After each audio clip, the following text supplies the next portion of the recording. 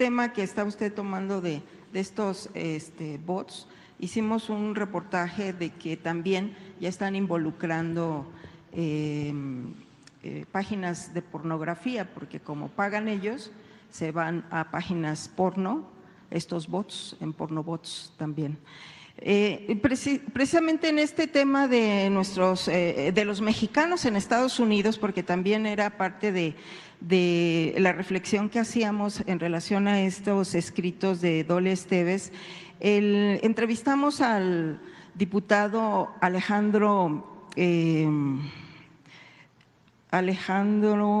permítame, Robles, de Morena, y presentó una iniciativa ya en tribuna en la Cámara de Diputados, presidente, y él está proponiendo junto con otros legisladores el que también los cónsules sean electos de manera democrática, de forma a través del voto. Esto me parece muy interesante, sobre todo pues revalorando el trabajo que están haciendo los mexicanos en Estados Unidos.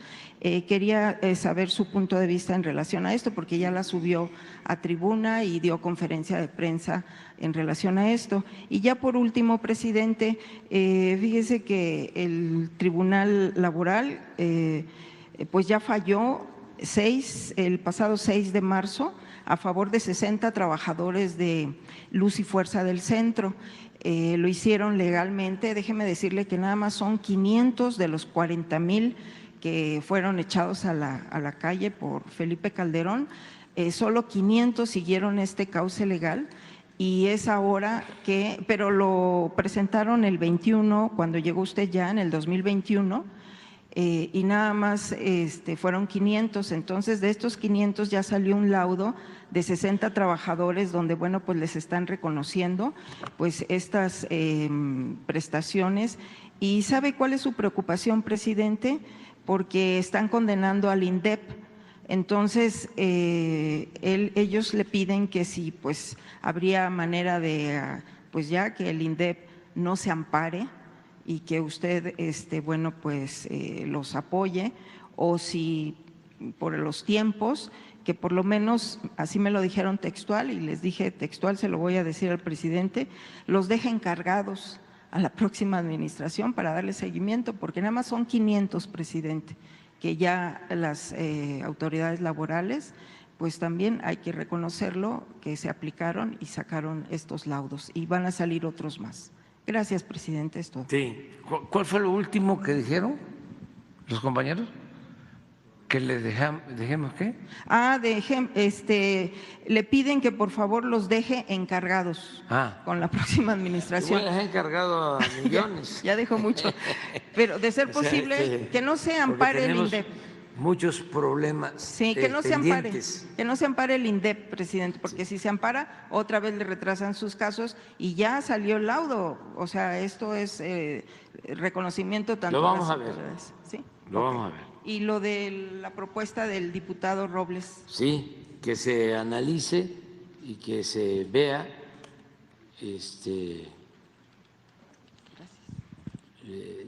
pues va a corresponder. Esa es otra de las cosas que vamos a dejar encargados a la nueva administración, porque la verdad a mí me quedan 2 meses y días, lo que queda para la elección,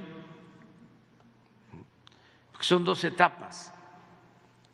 Una vez que haya presidente o presidenta electa, ya empieza la transición. Además, porque ya se acortó el periodo. Entonces, es nada más octubre y noviembre.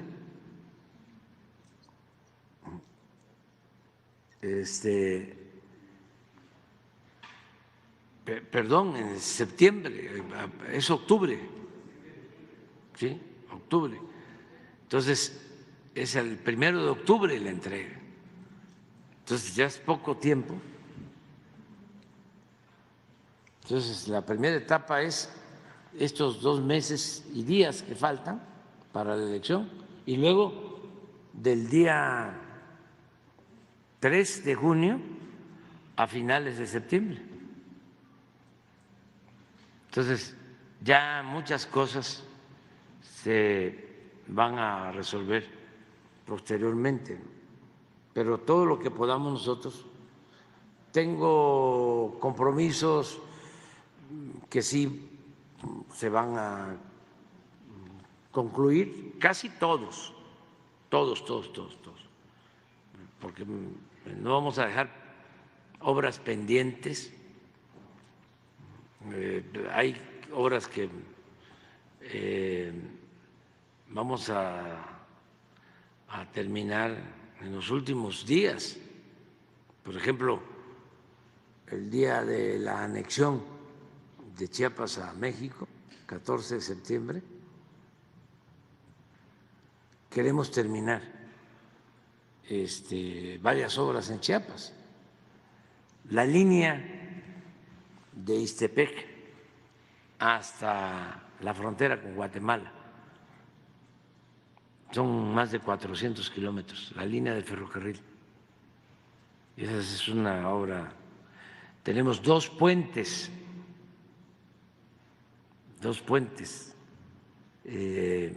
para unir la sierra de Chiapas con el centro, con Tuxtla.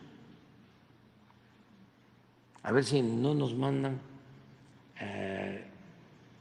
el licenciado Nuño la foto del puente de la Concordia, que vean qué obra tan importante, y la tenemos que inaugurar, o mejor dicho, terminar esos 2 puentes. El Tren Maya va a quedar terminado completamente, y todos los caminos artesanales de Oaxaca, una carretera que es importantísima de Oaxaca al Istmo de Tehuantepec, que lleva como 15, 20 años desde que la iniciaron, y la vamos a terminar. Pero eso va a permitir que del Istmo a Oaxaca, en vez de 5 horas, hasta 6 que se hacen, se hagan 2 horas y media. Es como esta otra carretera que se terminó de Oaxaca a Puerto Escondido. Eran 6 horas y ahora 2 horas y media. Y está llena de vehículos. Está muy contenta la gente. Entonces tenemos que terminar, por ejemplo, una potabilizadora en Durango, que es importantísima para la salud. Tenemos que terminar el acueducto, agua sana para la laguna. Tenemos que terminar 3 distritos de riego que están en proceso. O sea, sobre eso vamos, ¿no? Pero van a quedar cosas pendientes. Afortunadamente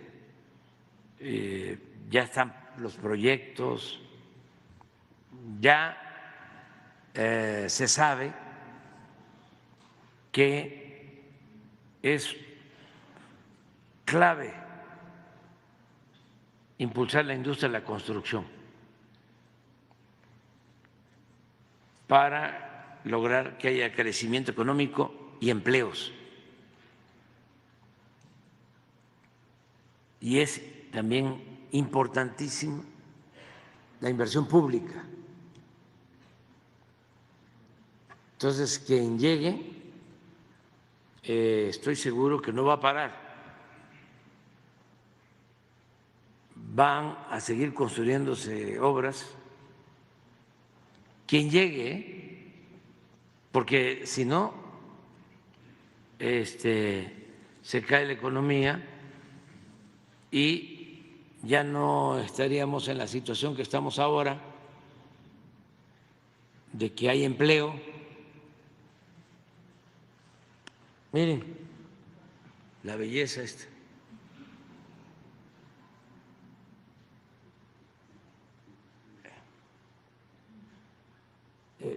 Esto lo tenemos que unir para mayo, junio, ya lo unimos. Este está en el embalse. Aquí es donde hay más agua acumulada en todo México, en este embalse de la Angostura, en Chiapas.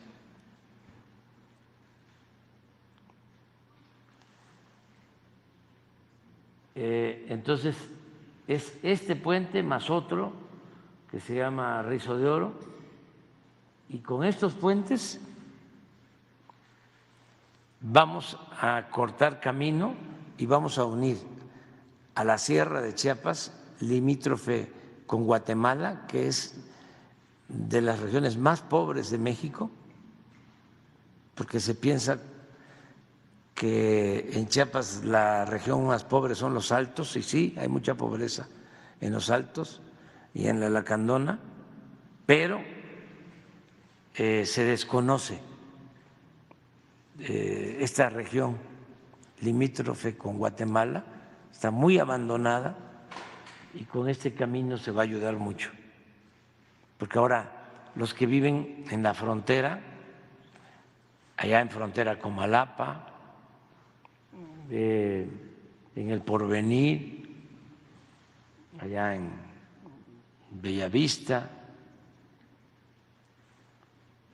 Chicomucelo, para ir a Tuxtla tienen que dar una vuelta por Comitán o bajar a la costa por Huistla, y este es un camino en medio que les va a ayudar mucho. Esto es lo que vamos a estar haciendo, estamos haciendo. Y lo de salud, por ejemplo, vamos a tener el 21 una reunión con gobernadoras, gobernadores del programa IMSS Bienestar, el jueves en Oaxaca. Y ya terminamos de hacer una evaluación, centro de salud por centro de salud, hospital por hospital, para ver cómo vamos, qué nos falta, médicos generales, especialistas, el abasto de medicamentos, los equipos, el estado físico de los centros de salud, de los hospitales, porque está el compromiso en pie, el desafío de que antes de que terminemos vamos a dejar el mejor sistema de salud pública del mundo. Se va a garantizar el derecho del pueblo a la salud, sin importar condición económica, social. El que se enferme va a tener médico, va a tener estudios, si se requiere intervenciones quirúrgicas, medicamentos, todo gratuito. Ese es el reto. Antes de que yo termine, o sea, voy a terminar en septiembre.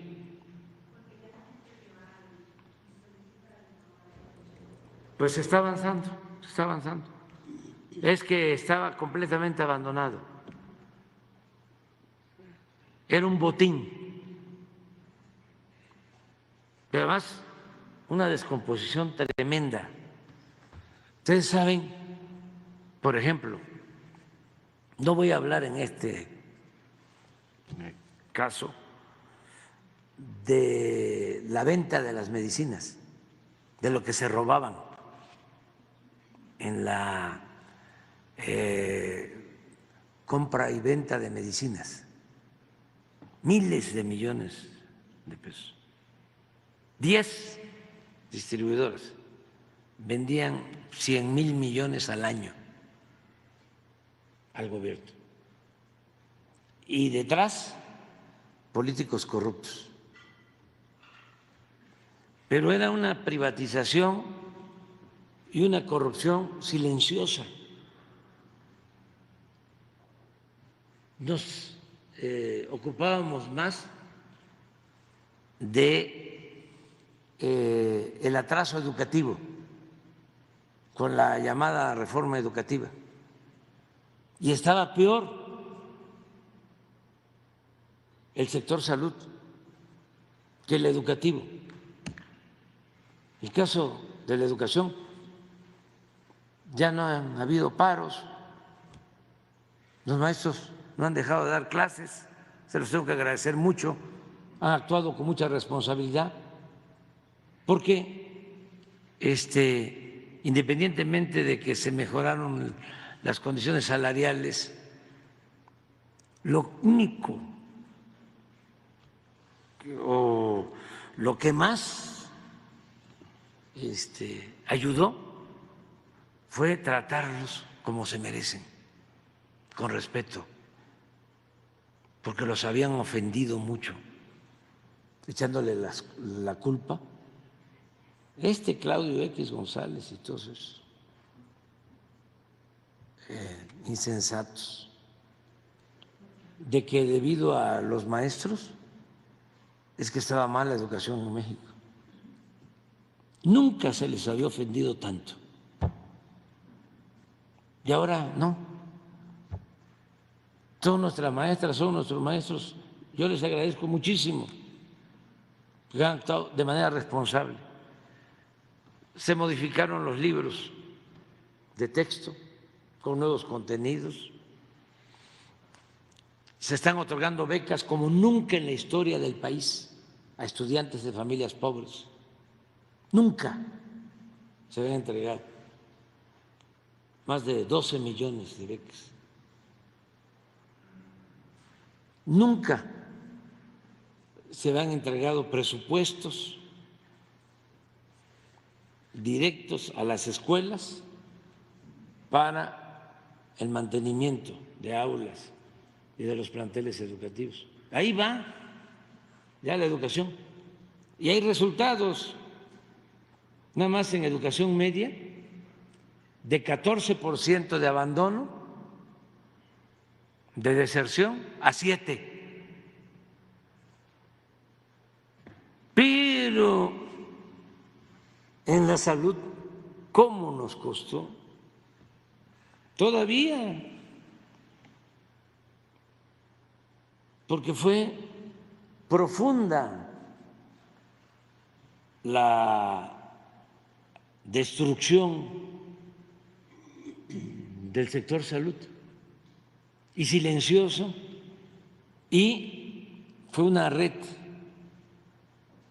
de componendas y de complicidades que llegó a los medios de comunicación. De ahí salía dinero para todos. Y había un pacto de silencio.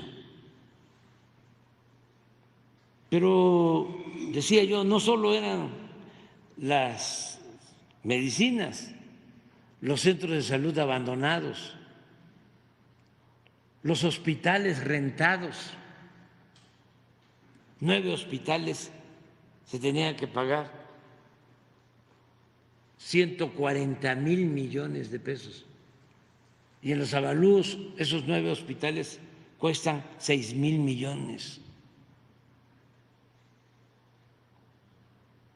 Pero no solo eso, la mentalidad de las organizaciones de médicos conservadores. Recuerdo, no se me va a olvidar, de que cuando decidimos, porque fíjense la herencia que nos dejó el neoliberalismo, cómo querían privatizar la educación, rechazaban a todos los que querían estudiar medicina, a la mayoría, con el pretexto de que no pasaban el examen de admisión. Y es importante recordarlo. No es que no pasaran el examen de admisión, es que no había cupo, no había espacio, porque no había presupuesto para las universidades públicas, porque estaban poniendo la educación y la salud al mercado como si fuese una mercancía. Aplicaban un examen en medicina de admisión con 130 preguntas y decidían, pues van a poder entrar por el cupo que tenemos los que contesten bien, 125 de las 130. El que contestaba bien, 124, ya no entraba. Entonces, no es que reprobaran el examen, es que no había cupo. Bueno, y lo mismo pasaba para las especialidades. El resultado es que cuando llegamos al gobierno y todavía no hay médicos ni hay especialistas para atender las necesidades de salud de los mexicanos. De ese tamaño, de esa dimensión, fue el atraso y el daño que causaron. Imagínense nuestro país que no tiene los especialistas que requiere. No tenemos los cardiólogos, no tenemos los pediatras que necesitamos.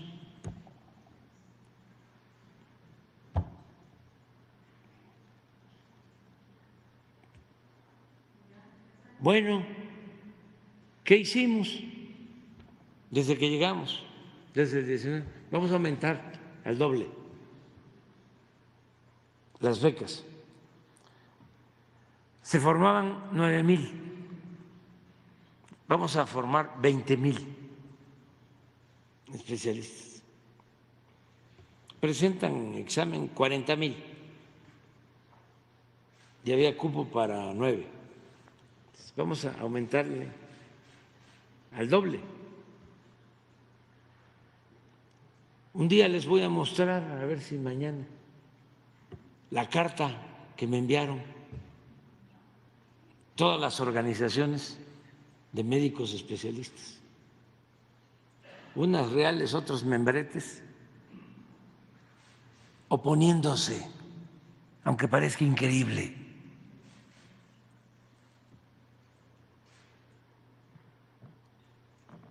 Con el pretexto, la excusa de que se requería calidad y que cómo íbamos a pasar de 9,000 a 20,000, ¿dónde se iban a formar? Como no les hicimos caso,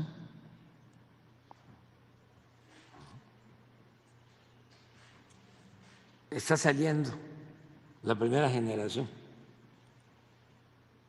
ya de 20,000. Y eso nos está ayudando a resolver el déficit de especialistas. Y ya quedó establecido. Y tenemos 150 escuelas de medicina nuevas en los lugares más apartados. La otra carta que me enviaron fue que estaban en contra de los médicos cubanos. ¿Cómo íbamos? Y esto, ¿saben cuándo lo hicieron? en la pandemia.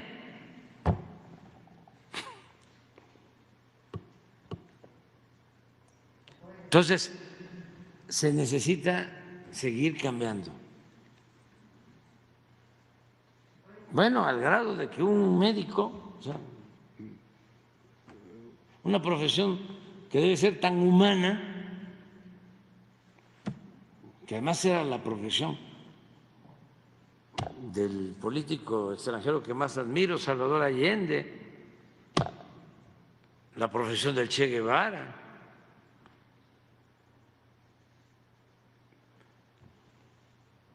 Un médico, cuando me dio COVID, insinuó de que le metieran más dosis, no sé a qué medicamento para que yo pasara mejor vida. Públicamente. Necesitamos moralizar, necesitamos purificar la vida pública, humanizarnos cada vez más. El modelo neoliberal hizo muchísimo daño, el individualismo, el materialismo, afectó muchísimo.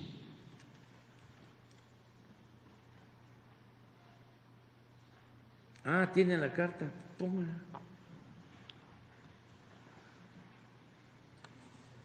Miren las asociaciones. Y no es, a lo mejor ellos en ese entonces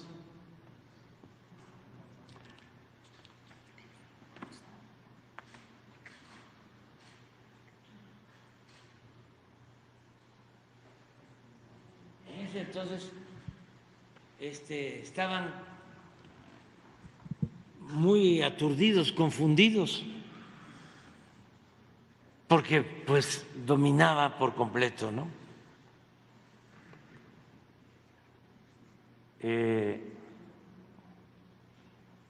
El modelo neoliberal, suban, porque esta es la de lo del médico cubano, no, pero hay otra del 19 de los, a ver si el doctor Alcocer nos las envía, de la formación. Son las dos cartas. Si no, mañana la vemos. Entonces, tenemos que seguir haciendo conciencia.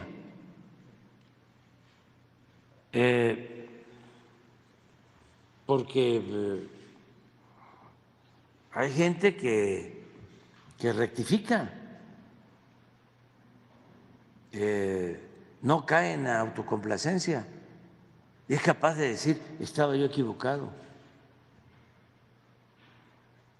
Hay otros que está muy difícil, pues, pero sí tenemos que resolver el tema de la salud pública y ese es un compromiso y aquí les vamos a estar informando periódicamente sobre cómo vamos en todo, porque imagínense una gente humilde o de clase media, clase media baja, que se enferma alguien, que necesita una intervención quirúrgica, ¿qué hacen? Si no tiene seguridad social, venden lo poco que tienen, se quedan sin nada. Y muchas veces, sí, eso es lo más triste, no se salva al familiar y se quedan con la deuda material, además del sufrimiento.